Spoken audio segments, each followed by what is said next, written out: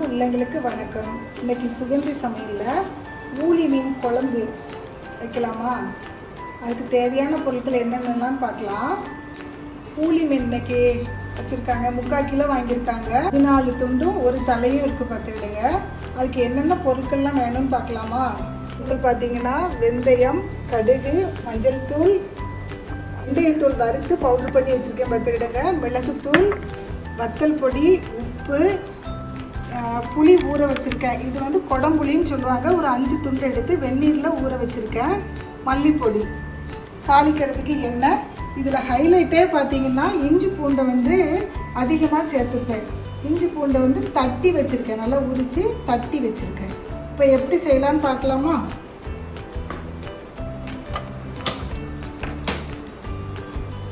மீன் குழம்பு மண் சட்டியில் செஞ்சால் நல்லா டேஸ்ட்டாகவும் இருக்கும், கெடாமல் இருக்கும். எவ்வளோ கொஞ்சம் மற்ற பாத்திரங்களை விட இது நல்லா சூடாகவும் இருக்கும் பார்த்துக்கிடுங்க. முதல்ல நான் தேங்காய் எண்ணெயில் செய்கிறேன். நல்லெண்ணெயிலையும் செய்யலாம், தேங்காய் எண்ணெயிலையும் செய்யலாம்.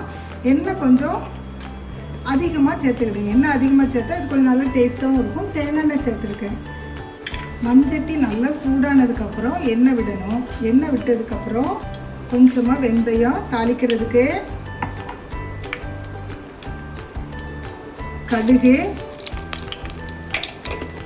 நல்லா பொரிஞ்சதுக்கப்புறம் இஞ்சி பூண்டு தட்டி வச்சுருக்கோம் பார்த்தீங்களா, ஸ்டவ்வை நல்லா சிம்மில் வச்சுட்டு இஞ்சி பூண்டை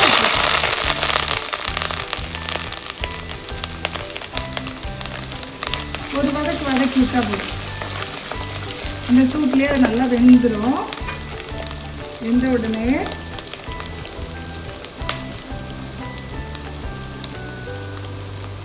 வத்தல் பொடி 2 ஸ்பூன் போட்டிருக்கேன். மல்லித்தூள் 1 ஸ்பூன் போட்டிருக்கேன்.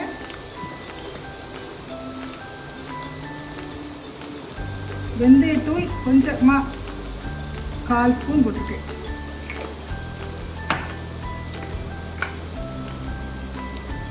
மிளகுத்தூள் ஒரு 1/2 ஸ்பூன் போட்டிருக்கேன்.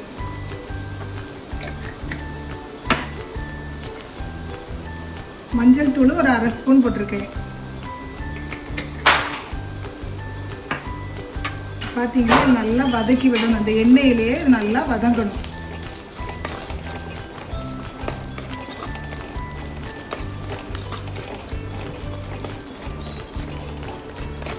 காரம் இதுலேயும் உங்களுக்கு கூட கொஞ்சம் தேவைப்படும்னா இன்னும் 1 ஸ்பூன் கூட ஆட் பண்ணிக்கிடலாம்.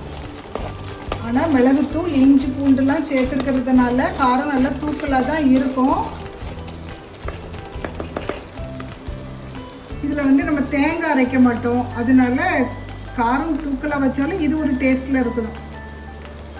இது பருப்பு குழம்பு, மோர் குழம்பு, அதுக்கு வந்து இது நல்லா தொட்டுக்கிட்டிங்கன்னா ரொம்ப டேஸ்ட்டாக இருக்கும் பார்த்துடுங்க. மசாலா அந்த எண்ணெயில் கொஞ்சம் வதங்கின உடனே நம்ம வெந்நீரில் ஊற வச்சுருக்கோம் இல்லையா, அந்த புளி பாருங்கள், குடம்புளி பார்த்தீங்களா, அந்த குடம்புளி ஊற வச்சுருக்கத அப்படியே சேர்த்துக்கலாம்.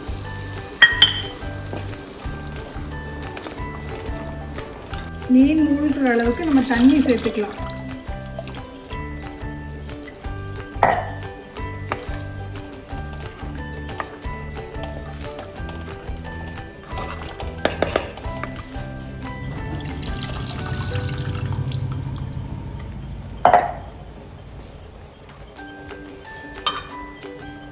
தேவையான அளவு உப்பு போட்டுக்கிடுங்க.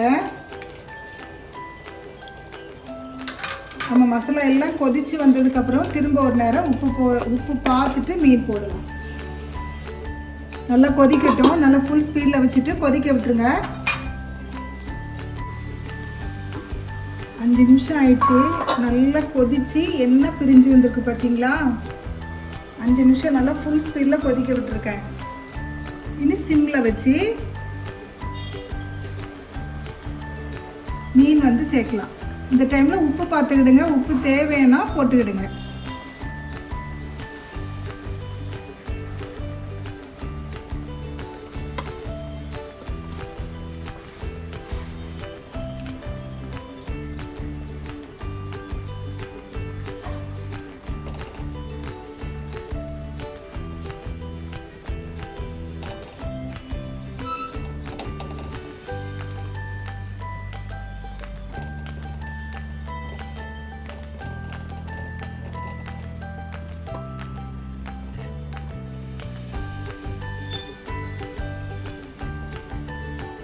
மீனை போட்டுட்டு நல்லா கரண்டியை போட்டு கிண்டாமல் ஒரு குலுக்கு விட்டுருங்க.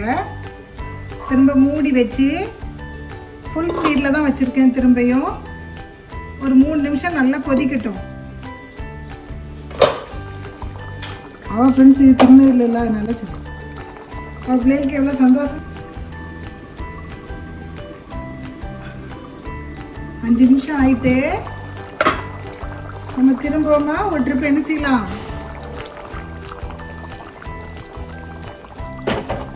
குளிக்க விட்டுக்கலாம்.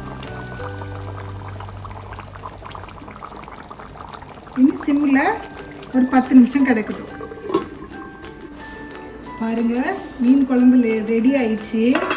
சூப்பராக இருக்கா, பார்க்க அழகாக இருக்கா? நீங்கள் கமெண்ட்டில் சொல்லுங்கள். என்னோடய வீடியோ 100 சப்ஸ்கிரைபர் தாண்டி வந்திருக்கு. அதுக்கு ரொம்ப சந்தோஷப்படுறேன்.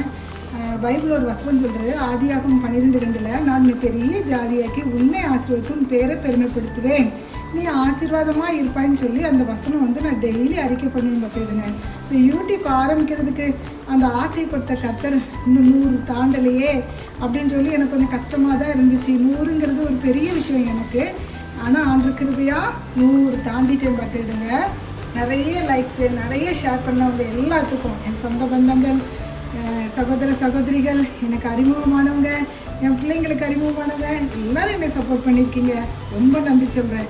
100 கடந்த பிறகு தான் நான் மீன் குழம்பு, நிறைய பேர் மீன் குழம்பு தான் கேட்டாங்க. 100 கடந்ததுக்கு அப்புறம்தான் போடணும் அப்படின்னு சொல்லி நினச்சிருந்தேன். இன்றைக்கி இவங்க எல்லாத்துக்கும் இது என்னோடய கிஃப்டாக மீன் குழம்பு போட்டிருக்கேன். எல்லோரும் செஞ்சு பார்த்துட்டு சாப்பிட்டுட்டு எப்படி இருக்குன்னு சொல்லுங்கள். 20 நிமிஷம் ஆகிருக்கு. நீங்கள் இந்த வேலையை பார்த்துட்டு பாத்திரம் எல்லாம் கழுவிடலாம், உங்கள் வேலையெல்லாம் செஞ்சு முடிச்சிடலாம். இந்த வீடியோ பார்த்துட்டு குழம்பு எப்படி இருக்குன்னு பார்த்துட்டு நீங்கள் கமெண்ட் பண்ணுங்கள், ஷேர் பண்ணுங்கள், சப்ஸ்கிரைப் பண்ணுங்கள், லைக் கொடுங்க. தேங்க்யூ.